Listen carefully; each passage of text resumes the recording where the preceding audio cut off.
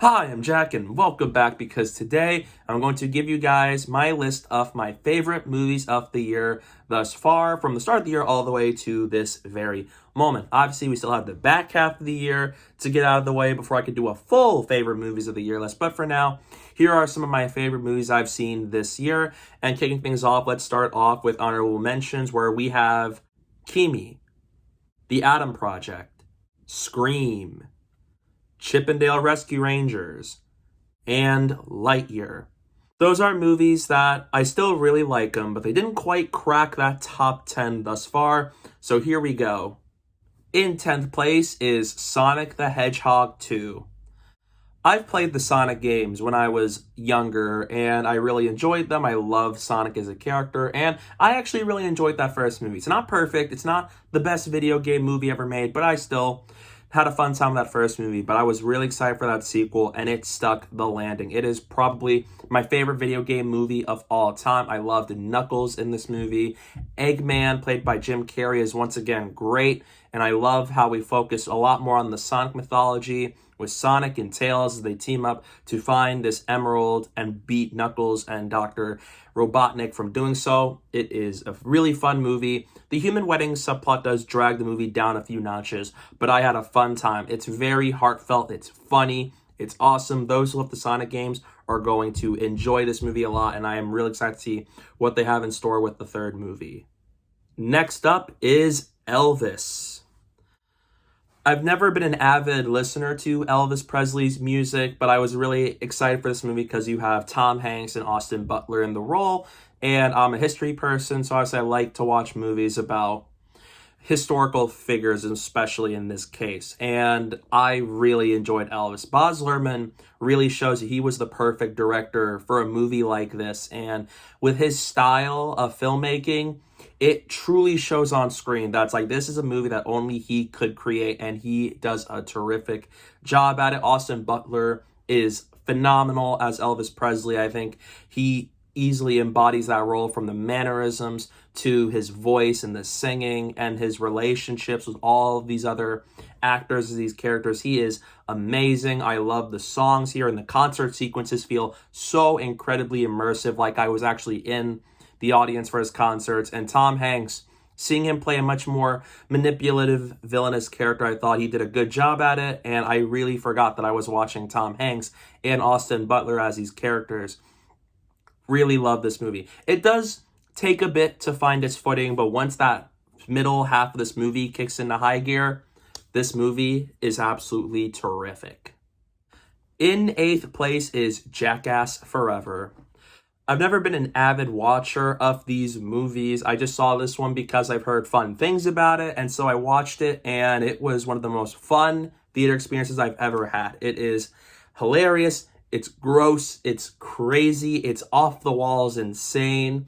If you're a fan of this franchise, this movie's going to do everything you want it to and so much more, and it is one of the best experiences I've had in the theater. It's not for everybody. Some people might not like certain sequences that happen in the movie, but for me, as someone who's not as familiar with this franchise, I had an absolute blast with it. It is a really fun movie. In 7th place is RRR. It is a very epic movie. You have a lot of these characters, and I love the story about these two Indian revolutionaries and their fight against the British Raj, and how they both want to destroy them, but they have different ways of trying to do so. I think the dynamic between Beam and Raju is absolutely amazing. I love their dynamic with one another, and just their friendship is excellent, and the action sequences here are unlike anything I've seen in movies, and just so much visual creativity with style and directing and editing. It is just an absolutely wild movie, and I loved it for that. It is a really awesome blockbuster movie, and it is a long movie. I get that, but it's really good. There's so much twists and turns, and there's a lot of surprises that have me at the edge of my seat, and it has a very satisfying payoff. In 6th place is The Northman. I loved The Lighthouse by Robert Eggers, so nevertheless, I was really excited to see what he has cooking up with The Northman, as it's his most biggest film yet, and I love the cast that he's assembled for it. And it is one of the most beautiful looking movies I've seen all year. From this focus on a gripping revenge tale about this prince who wants to kill his uncle for killing his father and taking his mother away. I loved this movie. It's not this big action revenge movie set in the Viking time period, but I think it's even better for being a small scale revenge story. The performances are amazing, especially from Alexander Skarsgård and Nicole Kidman and Anya Taylor-Joy, and it is just a well-directed movie with some terrific action sequences, and I was so invested in this story to the point where by the end of the movie and through so many sequences, I was in awe of all the turns that's happening in this movie. The Northman is a beautiful movie and one of my favorites of the year. In fifth place is The Unbearable Weight of Massive Talent. If you're a fan of Nicolas Cage, this movie is going to be everything you'd want it to be. The dynamic between him and Pedro Pascal is pitch perfect. One of the best dynamics I've seen in film all year. I love their chemistry with one another and their friendship. I really bought into it, and they're just absolutely amazing. And I love this story about these two. It's just really, really fun. And if you are a big fan of cinema as a whole, this movie has so many references, whether it's to pop culture or Nicolas Cage's filmography or even Paddington 2. I will not get into that. But it is an absolute blast and such a delightful movie. While it is really funny with a lot of jokes that have me die of laughter, it is also a very heartfelt movie with family and all the stuff, and Nicolas Cage does it all so well. This is just the ultimate Nicolas Cage movie, and it is one of the best experiences I've had all year. In fourth place is Doctor Strange in the Multiverse of Madness. Seeing Sam Raimi return to the comic book genre is something I never expected after Spider-Man 3, and he came back with a banger because this movie is amazing for me. I love Sam Raimi's style thrown into the mix, especially for a character like Doctor Strange, and I loved how it handles characters like both Strange and Scarlet Witch progressing from WandaVision, and it even makes up for some of my issues I've even had with WandaVision. And I love the performances here from Elizabeth Olsen and Benedict Cumberbatch and Chiwetel Ejiofor, and everybody was really great, and it is such a beautifully directed movie in the MCU where it really feels like a movie that only Sam Raimi could have created, and I love the horror elements that really scream Evil Dead Raimi more than Spider-Man trilogy Raimi. And I love questions of this movie asking, like, is Strange happy? And whatnot. I could have used more multiverse. There are some moments here and there where I think they could have done things a little bit better. But as a whole, it's super rewatchable. It is one of the most creative movies in the MCU, and it is an absolute blast. In third place is Everything Everywhere All at Once. This movie is an absolute surprise. I've heard really great things about it, but when I saw the movie, I was blown away. Michelle Yeoh gives her best performance yet with this movie. She is amazing. She really commands the screen.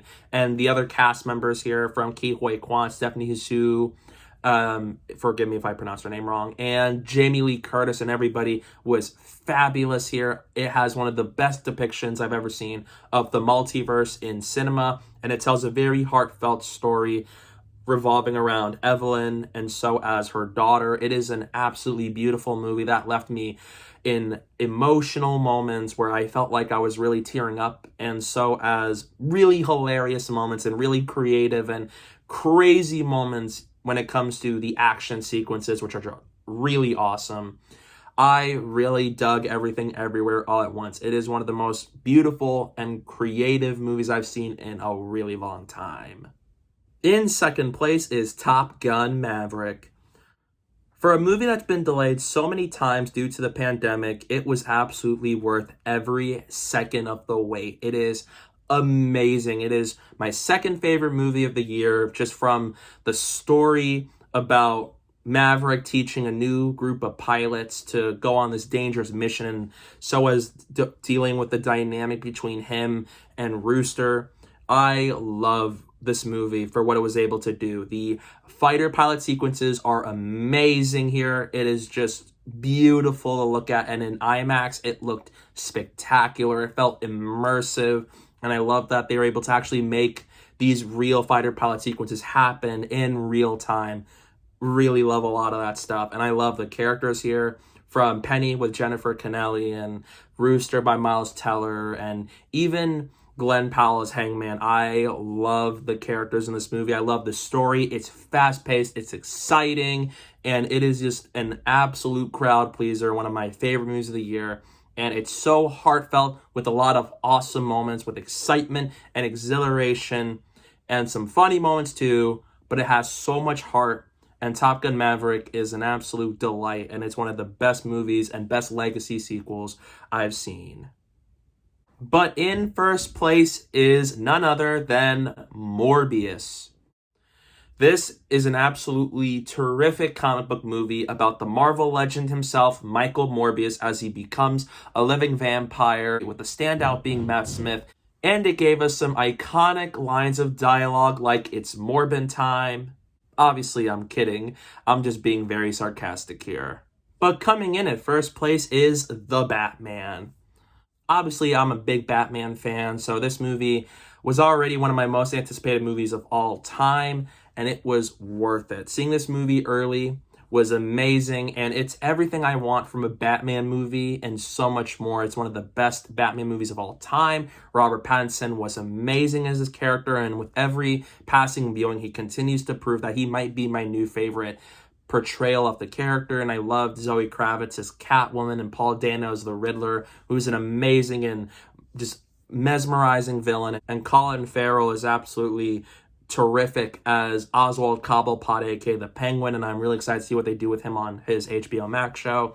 But Matt Reeves did something beautiful with the character of Batman. Gotham City feels very lived in, and I love the direction of this movie with the cinematography by Greg Fraser, and so is having one of my favorite scores by Michael Giacchino, which is also one of my favorite scores of the year.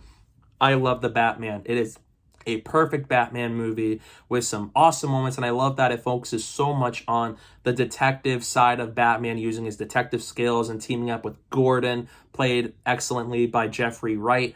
And so as a movie that feels a lot like Seven and Zodiac, it is a terrific movie, and every time I watch it, I love it even more than I did the last time. It is one of my favorite comic book movies of all time, and one of my favorite Batman movies of all time. So with that said, in first place is The Batman. That's my ranking of my favorite movies of the year so far. Let me know down below in the comment section, what's your favorite movies of the year so far? I'd love to hear. And what movies are you really excited for coming out in the back half of the year?